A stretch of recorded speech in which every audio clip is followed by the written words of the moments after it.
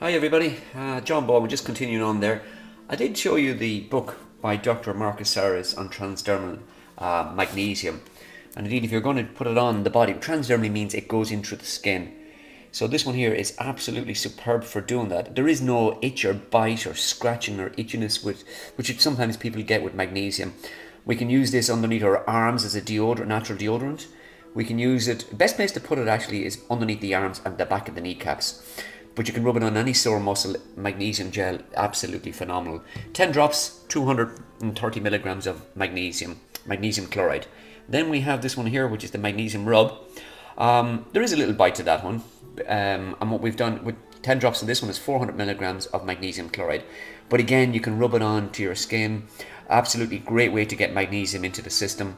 Why magnesium into the system? Well, because magnesium is actually a very, very important mineral. It's actually a macro mineral. We need lots of it. If you look at the average human being should have in the region of 25 grams of magnesium. Now, most of the magnesium is actually stored inside the cells of the human body.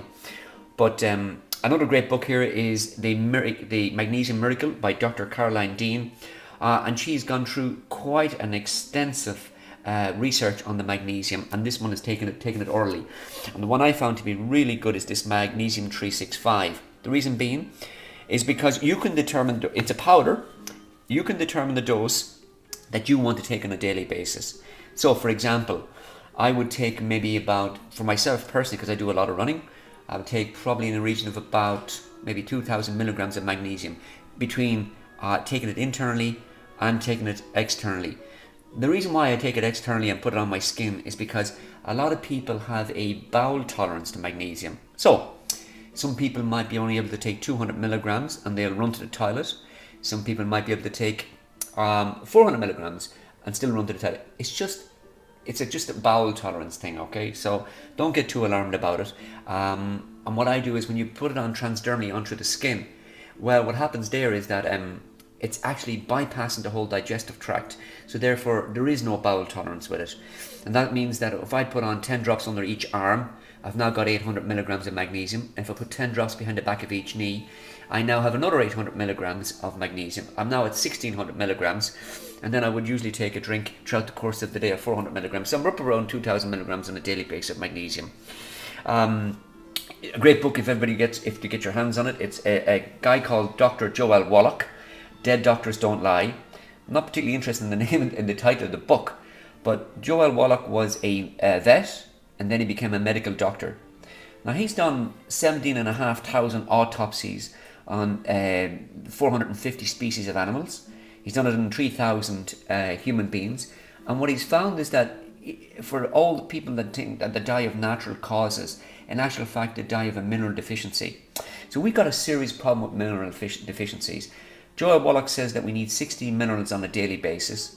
For every one mineral that we're depleted out of our system, we are likely to kickstart the onset of probably 20 different diseases. So, minerals is very important. And if we go back to the very basics, if you take a look on the farmlands, what they really do is they only put 3 minerals on the land.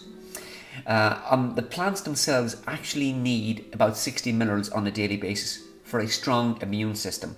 Okay? If we put 3, they're missing 57. This is the reason why the plants get diseased. It's the reason why we put fungicides, pesticides, herbicides on the plants, okay? Whereas in the old days, what they used to do is they used to put seaweed on the land, or used to put sand on the land, very high and very rich in mineral content.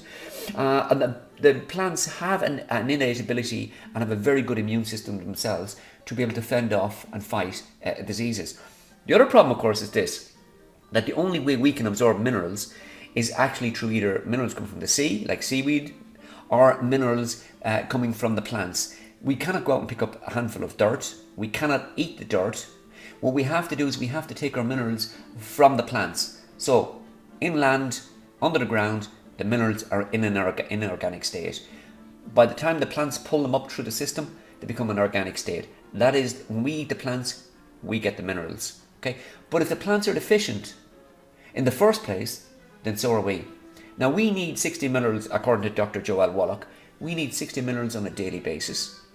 We need 16 vitamins, we need 16 amino acids, and we need 3 essential fatty acids. Okay? Now that's open to debate, but the reality is we need minerals, and it's always minerals first. Magnesium is absolutely probably the most crucial of them all. Magnesium is now have been studied to activate 600 different enzyme functions.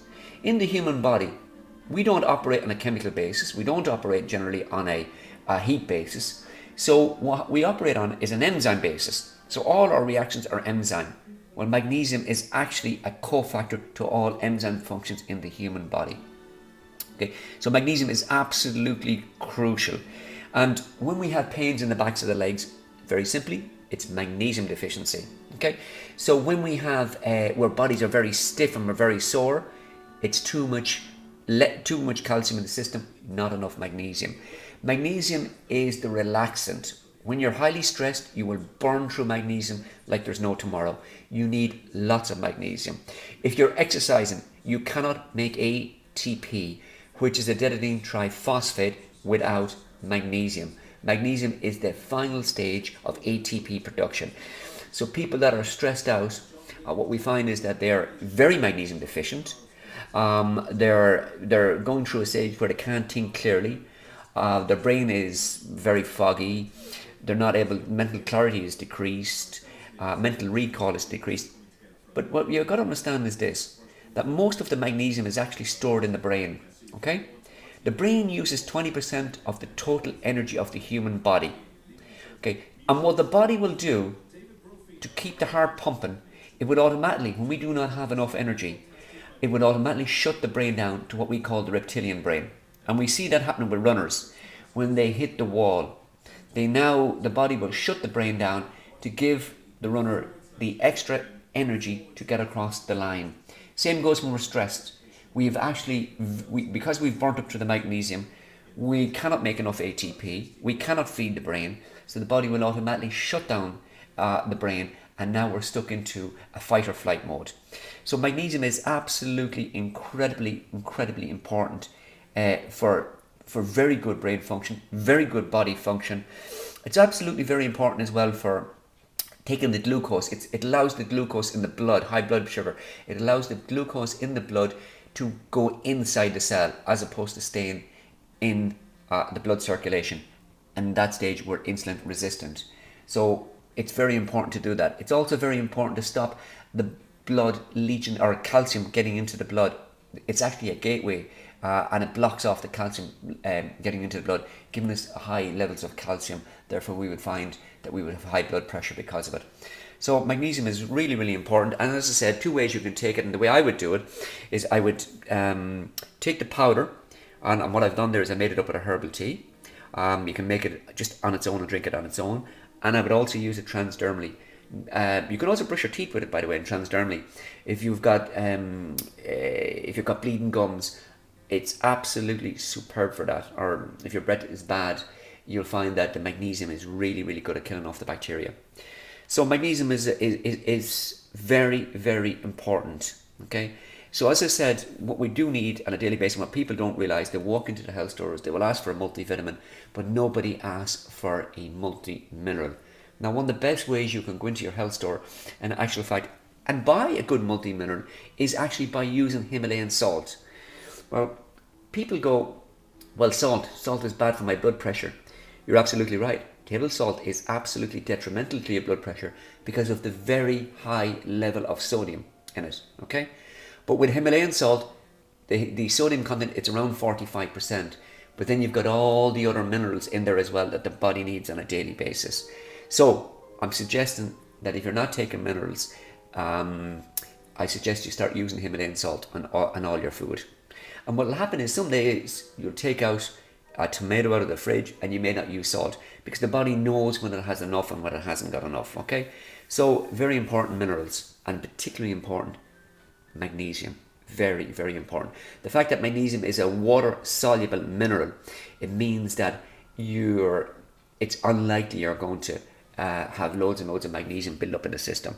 As I said, magnesium will be used for everything, for energy, when you get stressed, to relax the body. It's the one mineral that's virtually used in so much functions in the human body. All right, listen, thank you very much for listening. I appreciate that. Thank you.